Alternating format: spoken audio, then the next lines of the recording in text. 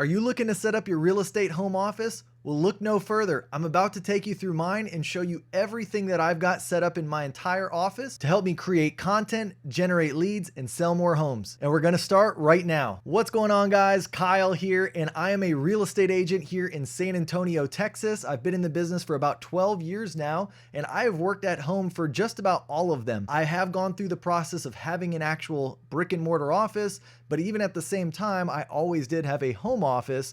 And so now I completely 100% work from my home office, and I absolutely love it. I wouldn't have it another way. I'm able to be super productive at home, and I can work from as soon as I wake up and be able to be off at 2 o'clock if I want, or I can get a later start and work all night if I want, just because I have everything that I need from my home office here set up. I'm gonna share with you everything that I use to be able to create my content for my real estate business, my computer setup, my lighting setup, all of my furniture, and even all my organizational stuff that I use to keep my office neat and tidy. One thing that you'll notice about me, I'm sure through this video, is that I'm a pretty organized, neat freak about my office. I love to walk into a clean office to get started with my day. If things are unorganized or out of place, it really kind of makes it harder for me to be as productive as I want to be. So one thing to make clear before I get started is that I work at home with a 4 and a 6-year-old. They are homeschooled, so they're at home all the time. My wife stays at home with them and teaches them. So I am in the house with kids all the time, but I'm still able to be super productive.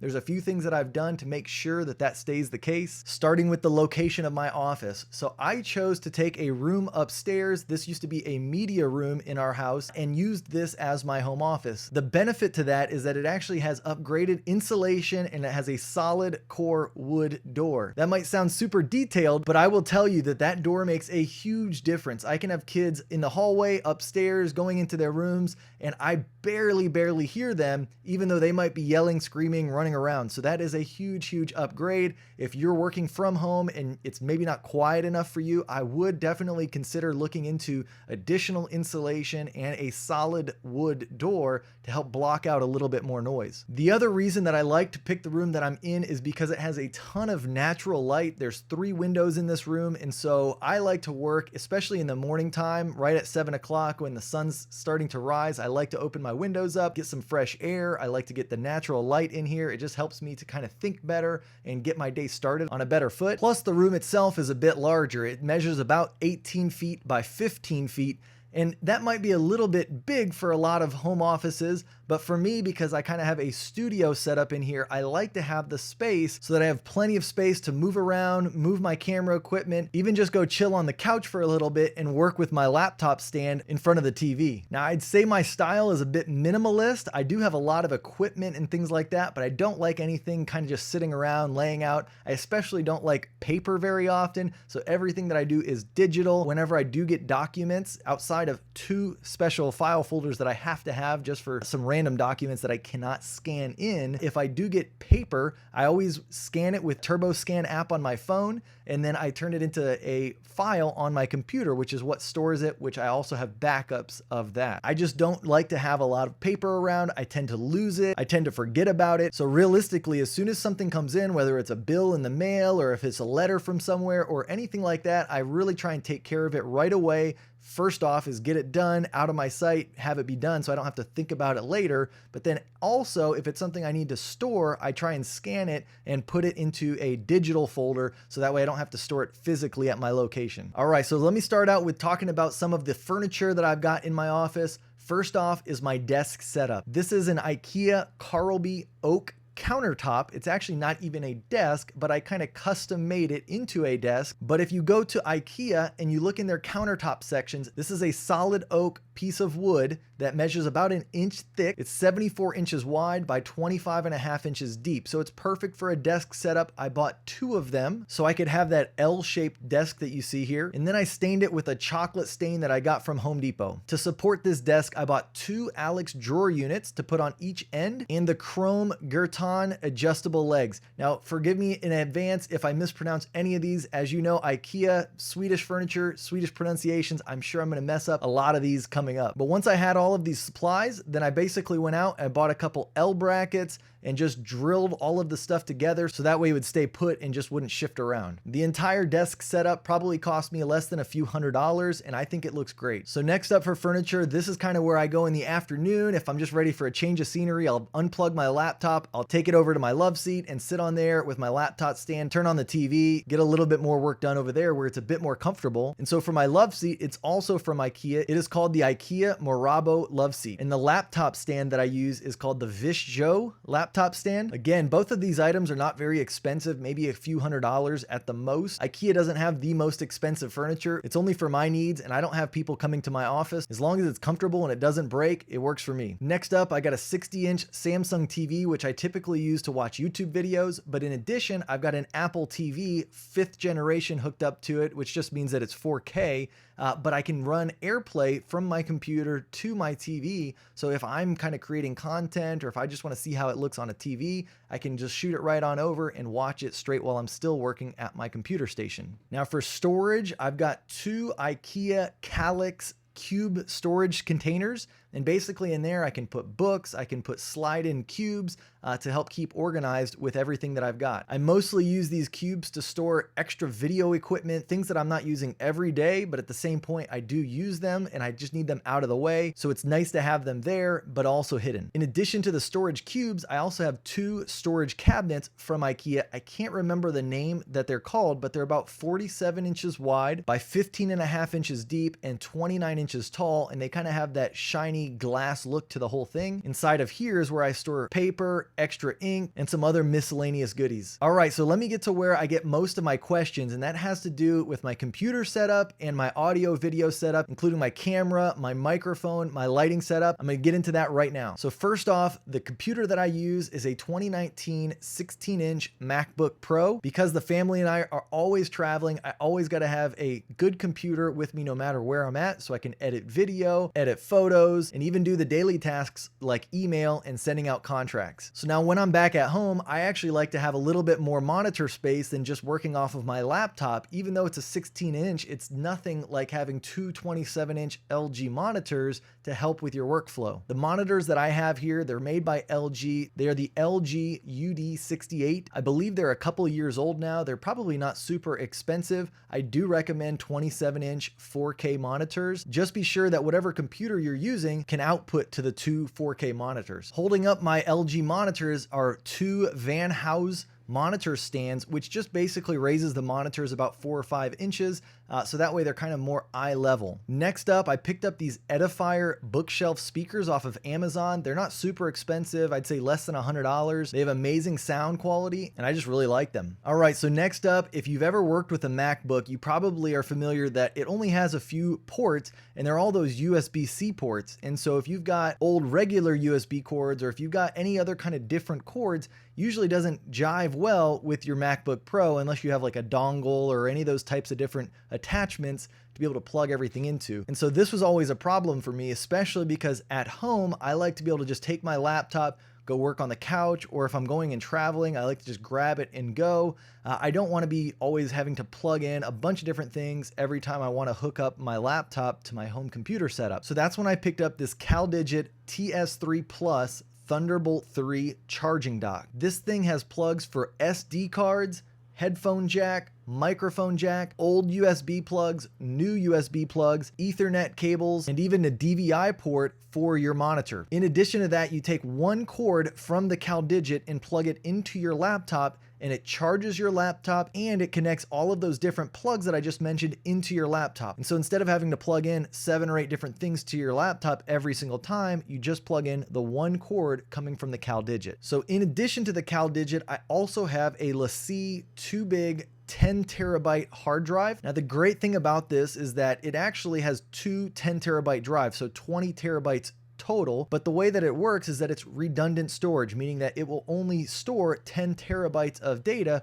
but it basically writes to both disks at the same time. So if there was ever a drive malfunction, I can just go and get the data from the other drive, which is still going to be in good shape. And so then all of my data is still secured. It does this automatically. It just looks like it's one drive on your laptop. So if you're storing things onto that drive, you don't have to do anything like copying it. You literally just use it like it's a drive, but it will be redundantly storing everything that you put onto it. So for myself, I've got a lot of video footage, and of course that stuff takes up a ton of file size. So 10 terabytes is perfect. If I ever need to go to more, they do sell larger LaCie units that I can have, but for right now, this one works great with my setup. In addition to that, it also has a daisy chain ability, meaning that I can plug it in from my LaCie so that it connects to my laptop, but then I can also have a plug coming from the back of my LaCie into another monitor. So that's how I have my dual monitor setup. I have one plug coming from the CalDigit, and then I have one plug coming from the LaCie, and then again, still just one plug that actually goes from the CalDigit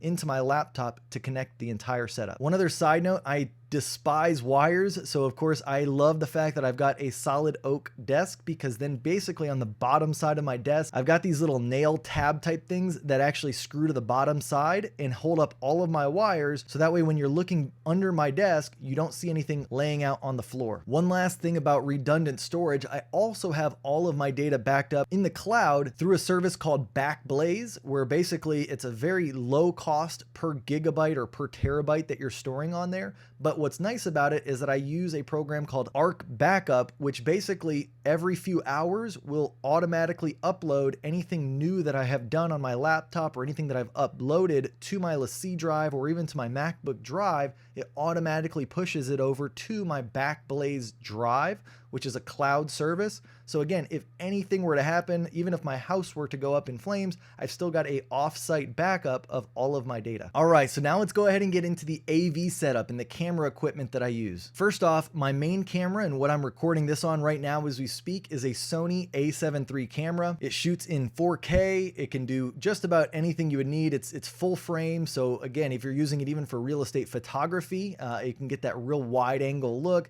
It's not a cheap camera by any means, but by many accounts, it is probably one of the best bang for your buck cameras out there. I've got another video that talks more about real estate cameras, so I'll go ahead and link that above. As far as a lens goes, I use a Tamron 17 to 28 millimeter lens. I also have a Tamron 28 to 75 millimeter lens if I'm just going out and I need some more zoom, but majority of the time, I'd say 80% or more, I'm using this 17 to 28, which is a great wide angle lens. It's good for vlogging. It's good for shooting videos like this.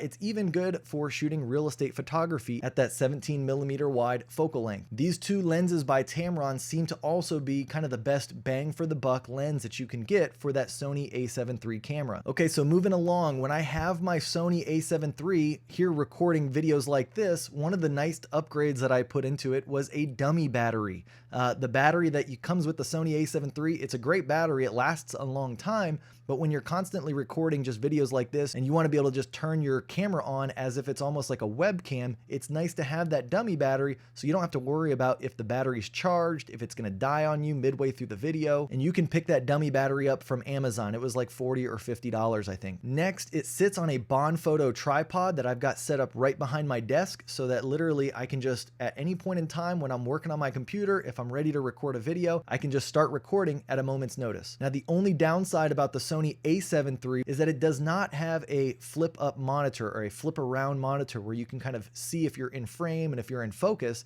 And so then I do also have an additional attachment that sits on top of my Sony camera. It's a Feel World 4K external monitor, and it just plugs into the mini HDMI port on my Sony A7 III camera. So that way when I'm shooting videos, I can just make sure that I'm in frame, that I'm in focus while I'm recording, because nothing's worse than recording an entire segment, getting it uploaded onto your laptop, and then realizing that you were out of focus, that you weren't even in frame, or it just wasn't recording the entire time. In addition to the monitor, I did buy a plug so I can directly power the external monitor versus having to use the batteries that slide in and again are only good for a few hours at a time. I just have everything plugged into external power so I can turn it on and I know that it's going to be good to go. So in addition to that Sony camera, which is kind of my main camera, I use that for webcam, I use that for shooting videos. I do also have a Logitech C920 1080p webcam that sits on the top of my monitor just for the times that I don't feel like turning on all my lights and all that kind of stuff. It's easy just to turn on the webcam and there you go. Now, speaking of using the Sony A7 III as your webcam, if that's something that you want to do, or any DSLR for that matter, there's a little piece of hardware you can buy called a Cam Link. It's made by Elgato.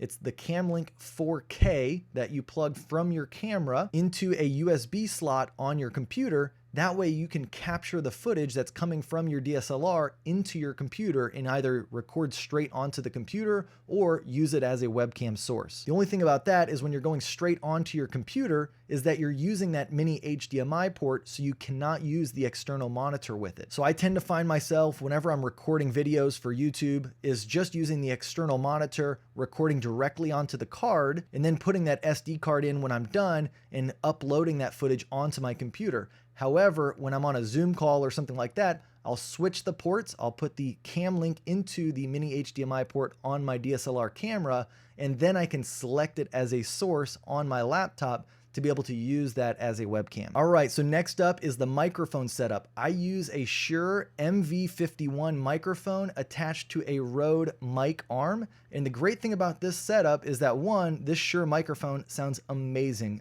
You've probably heard it in my videos. It's what I use when I'm on Zoom calls. In addition, the Rode mic arm makes it super easy. When I'm done with it, I can just kind of fold it up. It's out of the way. I don't have to see it in front of me all the time. Now, one other thing, working at home, even with having a solid wood door and not being able to hear a whole lot, if I'm doing some like video editing or if I just really want to get away, I do have these Status Audio CB1 studio monitor headphones, which go over my ear, really drowns out all the noise around me, and then I can just really get into the video editing and hearing kind of just the audio. So these things sound amazing. You can even just listen to music on them, but they're not very expensive either. Got them on Amazon for, I would say, less than $50. All right, so next up, and this is kind of the last piece of the audio video equipment that I use on a day-to-day basis for my recording, is the lighting setup. And so what I have are the StudioFX 3-point lighting setup. I think it's about $100 off of Amazon. Again, I don't spend a ton of money on this stuff. I think that, of course, there's probably better quality materials,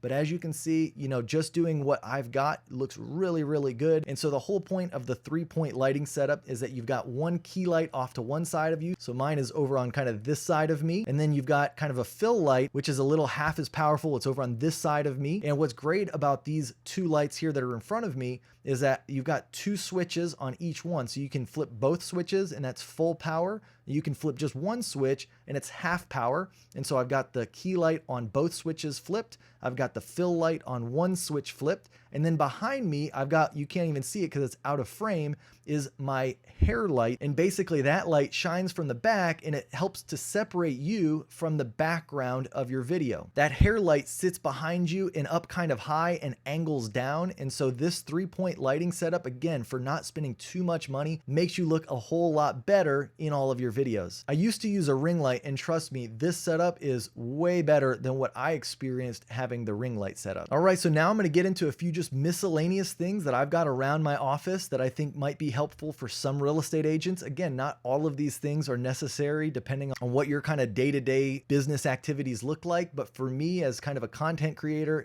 / real estate agent, all of these things come into play one time or another. So first off is my MacBook Pro drone. I've had a drone ever since the first Phantom 1. Whenever I go to a listing shoot, I always take my MacBook with me so that way I can get some aerial shots of it and I don't have to spend an arm and a leg to have it be done for me. So with my MacBook Pro, I got the Fly More bundle, which basically gave me additional batteries and additional charger to be able to charge multiple batteries at once. It's good to have more than one battery when you go out on a shoot because they only last for about 20 minutes or so. So I like to have 2 to 3 batteries with me at any time. Next up is my Ronin S gimbal. This thing, I don't use it very often, but it's nice when I need it. So again, if I'm going to a real estate listing and if I'm taking video of that listing, having that gimbal will help stabilize your footage. Even for shooting this video, I was able to take more detailed shots of the different equipment using that gimbal, and it made it much more steady, which makes it look a lot more cinematic. Going through my desk drawers, I'm looking through some of the things that I've got in here, and I've noticed that I've got my LaCie 2TB rugged drive.